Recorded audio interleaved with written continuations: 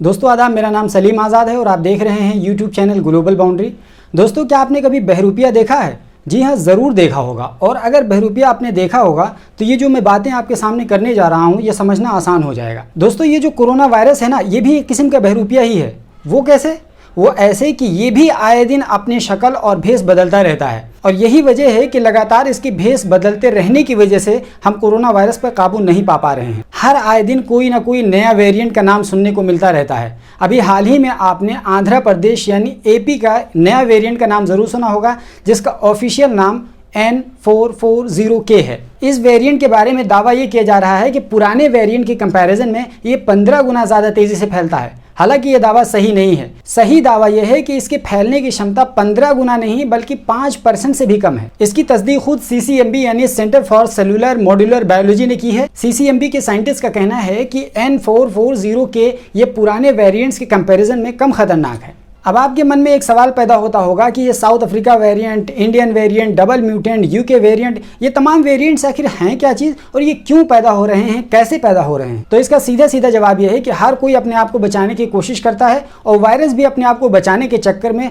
लगातार म्यूटेट करता रहता है। उसको कुछ इस तरीके से समझ सकते हैं कि मान लो पुलिस ने किसी के खिलाफ वारंट जारी कर दिया तो वो व्यक्ति अपने आप को बचाने के लिए समय समय पर अपना भेष बदलता रहता है। कभी दाढ़ी बढ़ा ली, कभी मूछें बढ़ा ली, कभी दाढ़ी कटा ली, या इस तरीके से कभी जंगल में भाग गया, कभी विदेश भाग गया। बिल्कुल इसी तरीके से वायरस भी अपने आप को बचाने के लिए समय समय पर अपने भेष को बदलता रहता है ताकि उसको आसानी के साथ पकड़ा ना जा सके। कोरोना वायरस के लगातार अपने इस भेष बदलने की प्रक्रिया को म्यूटेशन कहते हैं। जैसा कि मैंने शुरू में आपको बताया था कि कोरोना वायरस भी एक बहरूपिया की तरीके से है। जिस तरीके से बहरूपिया अपना भेष बदलता रहता है, इसी तरीके से कोरोना वायरस भी अपना भेष बदलता रहता है और लगातार वो म्यूटेशन में वेरिएंट लाता रहता है। अब अगला सवाल ये है कि आए दिन ये आने वाले नए नए वेरिएंट्स को कैसे पहचान सकते हैं और इस पर कैसे काबू पाया जा सकता है? तो इसका जवाब यह है कि उन तमाम वेरिएंट्स पर काबू पाने के कई सारे तरीके हैं। उनमें से पहला तरीका यह है कि तमाम लोगों को या ज़्यादा से ज़्यादा लोगों को वैक्सीनेट कर दिया जाए, यानी वैक्सीन लगा दी जाए। दूसरा तरीका यह है कि तमाम वेरिएंट्स की जीनोम सीक्वेंसिंग की जाए और उसको ख़त्म कर दिया जाए।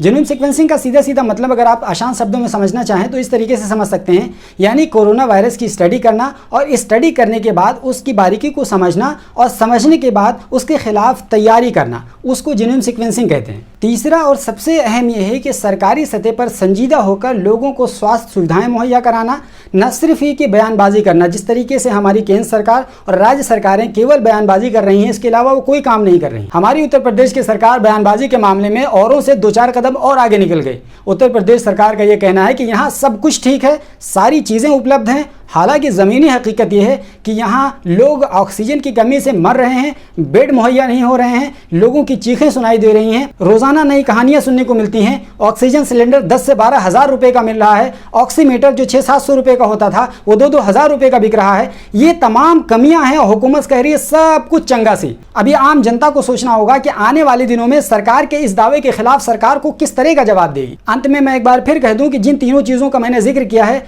अगर इन तीनों चीज़ों पर अमल होता है तो कोरोना वायरस पर काबू पाया जा सकता है, और अगर नहीं होता है तो याद रखिए कि कोरोना वायरस की तीसरी लहर आने के लिए तैयार है। और अफसोस के साथ ये कहना पड़ रहा है कि हमें तीसरी लहर के लिए तैयार रहना होगा। दोस्तों, अगर आपको हमारी वीडियो पसंद आती है और सही पत्रकारिता को देखना चाहते हैं तो हमारे चैनल को सब्सक्राइब कर लीजिए, घंटी का आइकन बना होगा उसको दबा दीजिए ताकि जैसे ही मैं वीडियो अपलोड करूं फौरन इसकी जानकारी आपको मिल जाए। धन्यवाद।